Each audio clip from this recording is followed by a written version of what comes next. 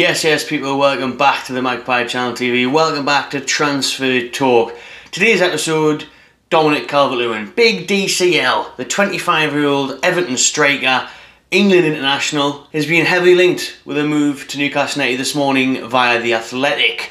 Now, The Athletic are reporting that Richarlison and or Calvert-Lewin will be leaving Goodison Park this summer. Now, Everton strapped for cash after spunking loads of money over the last few years. Need to get rid of some of their prized assets, and the main ones for them are the star strikers, Richarlison and Calvert-Lewin. We're not going to talk about Richarlison, we're going to focus on Calvert-Lewin today. We'll get into the article in a minute, but Calvert-Lewin, linked with Newcastle United, set to leave Everton this summer.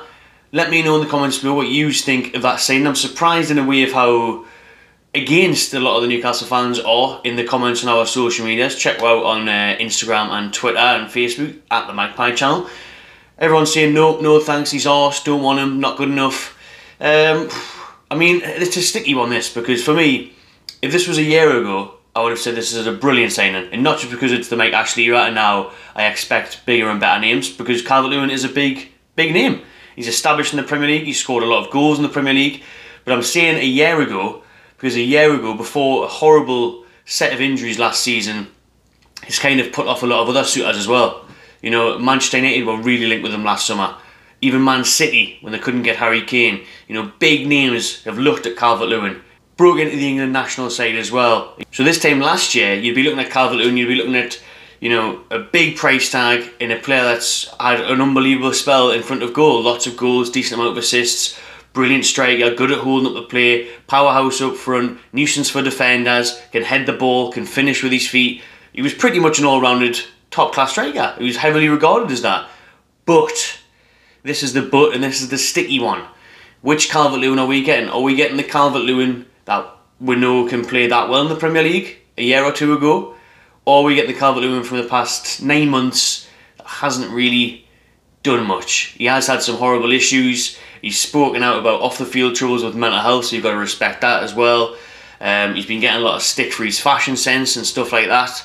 So it's been a bit of a up and down spell for Calvert-Lewin on and off the field in recent times, but we know the talent is there, we know the stats are there. Put the stats up now on the screen.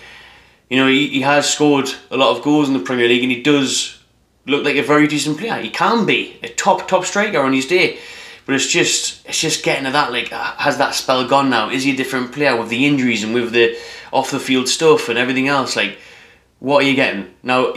He'll go down in folklore with Everton fans because of that header he scored at Palace, keeping them up last season. You know, he was still instrumental in that. He still got a few goals last season throughout those injuries and throughout those long spells on the sidelines.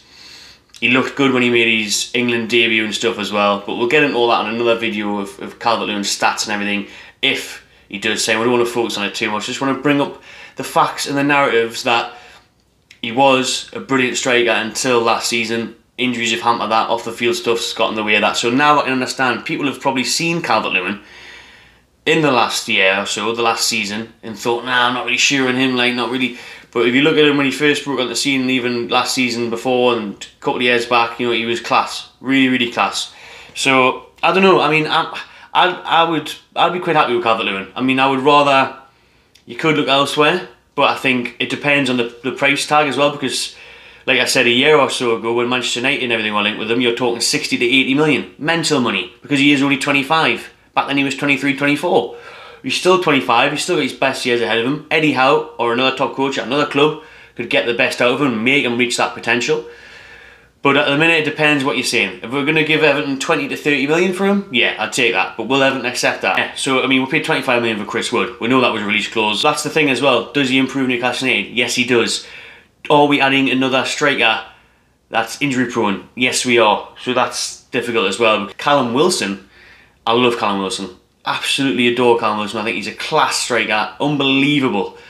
Top finisher. One of the best in the league, and should be in that England squad. He really should. But he's made of poppadoms. He's made of poppadoms. He's always injured, and that's what sets him back. It really is, because if Callum Wilson could stay fit, he'd easily get 20 goals a season. Callum Wilson's class, but he gets injured a lot. Calvert-Lewin has been class. Records have shown that in the past in these seasons that he's played for Everton in the Premier League. But he does get injured. but he does get injured as well. So that's the annoying one. Would I rather have Calvert-Lewin coming off the bench to replace Callum Wilson than Dwight Gill or Chris Wood? Yes, I definitely would.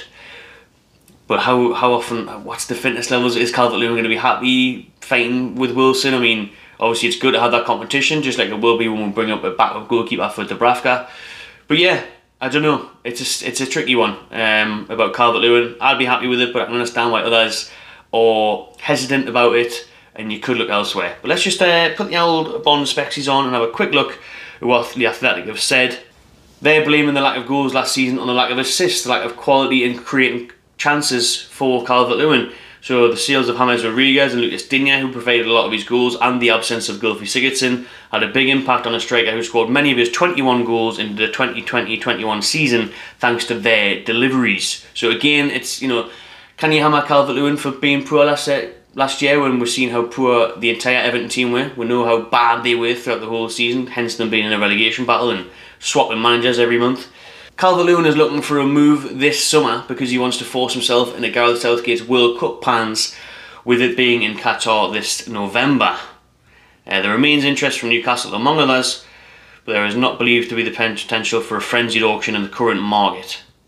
So they're not telling me here how much the bid's looking to be. But remember as well that Calvert-Lewin arrived from Everton for only 1.5 million from Sheffield United as a youngster. So any profit they're making on Calvert-Lewin is obviously going to be huge. Even if they sell him for 25, 30, 35 million, that massive profit.